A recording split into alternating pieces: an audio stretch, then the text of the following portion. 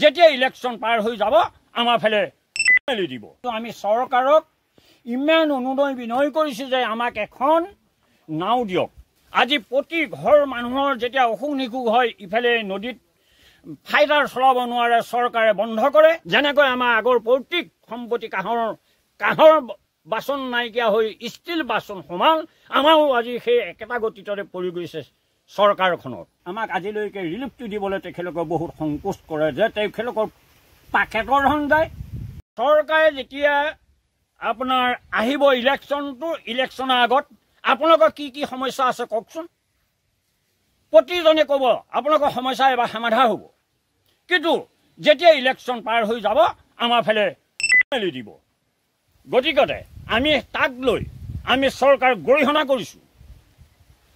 আমি বিজেপিৰ মানুহ হয়, বিজেপিকেই আজি ভোট দি জিকালোঁ, কিন্তু আমি এষাৰ কথা ক'বলৈ আমাৰ ৰাস্তা নাইকিয়া হৈছে।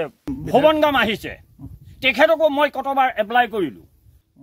তেখেতকেই নহয়, আমাৰ ওপৰ মহলৰ পৰা যিমানখিনি আহিছে সকলোকে কৈছোঁ আমাক এখন নাও দিয়ক ইপাৰ সিপাৰ হ'বৰ কাৰণে, নহয় আপোনালোকে এখন স্কুল দিয়ক। এভাগ নামঘৰৰ কাৰণে মই কতবাৰ অনুনয় বিনয় কৰি এপ্লাই কৰি আছোঁ। আজি পৰ্যন্ত মই ৰাইজৰ সেৱা কৰিবলৈ নামঘৰখন আনিব পৰা নাই।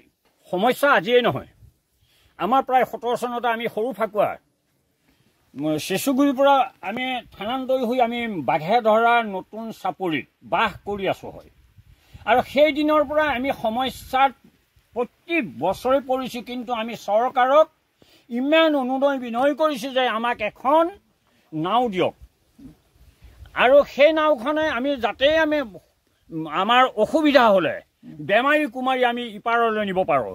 আজিকালি আমাৰ চৰকাৰ বোলে পধূলিৰ চৰকাৰ বুলি কয়, কিন্তু সেই চৰকাৰখনে আমাক কি কৰিছে? আজি প্ৰতি ঘৰ মানুহৰ যেতিয়া অসুখ নিসুখ হয়, ইফালে নদীত ফাইটাৰ চলাব নোৱাৰে, চৰকাৰে বন্ধ কৰে। আকৌ ইফালে আপোনাৰ বেমাৰী ইয়াত কেকাই থাকে। মোৰ ঘৰত এনেকুৱা এটা অসুখ, ৰোগীক মই সেই ফাইটাৰ এখনক নি পঠাবলগীয়া হ'লো। ফাইটাৰ মালিকেও নিবলৈ ভয় কৰিছে যে তাত সিপাৰৰ ঘাটত বন্ধ কৰিছে নাওত, হয় ফাইটাৰ বন্ধ কৰিছে। গতিকে আমি নগ'লে নহয়। গতিকে চৰকাৰে নহ'লে নাও দিয়ক আমাক। আজি এই দুৰ্গম জেগাত ইফালে নদী সিফালে নদীত এই কণ ল'ৰা ছোৱালীকেইটা পঢ়া শুনাত আমাৰ বহুত বাধাগ্ৰস্ত। আমি হয়তো কোনোবা এজন মানুহৰ লগত বুকত বান্ধি লৈ এই নদী সাগৰখন সিপাৰ হৈ পেলাই পঢ়িবলগীয়া হৈছে। গতিকে চৰকাৰৰ ওচৰত আমি বিজেপি চৰকাৰক দোষাৰোপণ কৰিছোঁ। প্ৰতি মুহূৰ্ততে আমি DC ছাৰকো আমি জনাইছোঁগৈ যে আমাক এখন স্কুল দিয়ক, প্ৰাইমাৰী স্কুল, আমাৰ কণ ল'ৰা ছোৱালীকেইটা তাত উপকৃত হয়।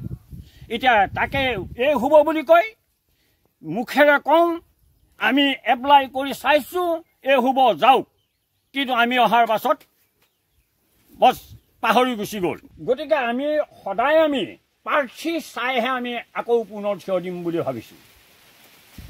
প্ৰাৰ্থী চাব লাগিব। আমি কাকো ঘৃণা নকৰোঁ।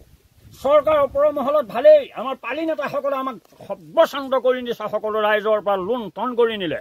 যেনেকৈ আমাৰ আগৰ পৈতৃক সম্পত্তি কাঁহৰ বাচন নাইকিয়া হৈ ষ্টীল বাচন সমান আমাৰো আজি সেই একেটা গতিতে পৰি গৈছে চৰকাৰখনত। গতিকে তেখেতলোকে মন্ত্ৰী মুগাদৰ হৈ আসনত বহি তেখেতলোকে হাত তালি মাৰি আছে, আৰু পালি নেতাসকলক যিসকল ঠিকাদাৰক তেখেতলোকে বিক্ৰী কৰিছে, ধন টকা পইচা দিছে, আধাৰুৱা কৰি পেলাই দিছে। যদি 1000 টকা, আমাৰ ইয়াত হয়তো 200 টকাও ডিষ্ট্ৰিবিউট কৰা নাই, কিন্তু ইলেকশ্যনৰ আগত হাজাৰ টকা ডিষ্ট্ৰিবিউট কৰি আমাৰ ভোটখিনি কিনিবলৈ আহিছে। সেইটো জানো চৰকাৰৰ ৰুল? তেওঁ ক'ত পালে ব্যক্তিগত ধন? তেওঁ ব্যক্তিগত ধন নেকি? সেই চৰকাৰে ক'ৰ পৰা উপকৃত কৰিব? গতিকে তাক লৈ আমি যথেষ্ট গৰিহণা কৰিছোঁ। আমি মুখ্যমন্ত্ৰী হিমন্ত বিশ্ব শৰ্মাক আমিয়েই জিকাই পঠাই দিছোঁ। তেখেতক আমি বেয়া বুলি কোৱা নাই, কিন্তু তেখেতলোকৰ দৃষ্টিটোত আমি আজি গৰিহণা কৰিছোঁ। আমাৰ এনেকুৱাই দুখৰ বিষয়, আমি মাজুলী এলেকাত এতিয়াও বৰ্তমান আমি মাজুলী বাসিন্দাৰী আৰু মাজুলীতেই আছোঁ। তেখেতলোকে ৰিলিফৰ নাওখন আমাৰ গড়াৰ কিনাৰত লগাই আমাক আজিলৈকে ৰিলিফটো দিবলৈ তেখেতলোকে বহুত সংকোচ কৰে যে তেখেতলোকৰ পাকেটৰ ধন যায়।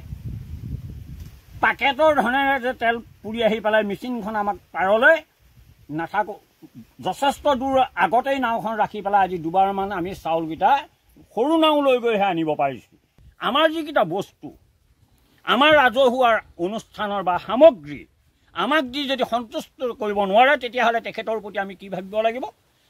আমাৰ শত্ৰুৱে হ'ব সময়ত।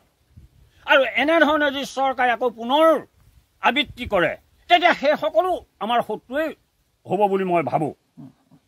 কোনোবাই হয়তো ইয়াত কথা ৰাখি কথা ক'ব পাৰে, মই কিন্তু খোলা কথা কৈছোঁ।